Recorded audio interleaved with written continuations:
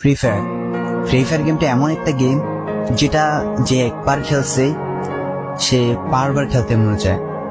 প্রথম পারবে না, কিন্তু চেষ্টা করতে করতে যখন পেরে যায় তখন আর ছাড়ে না।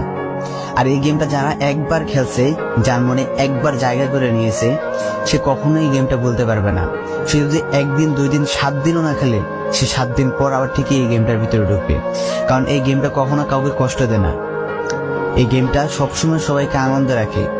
এই গেমটাতে আমি অনেক সময় কাটাইছি, আর এটা আমি কখনো ভুলতে পারবো না। এই গেমটা আমার কাছে এমন একটা গেম যেটা কিনা আমি বলে বোঝাতে পারবো না।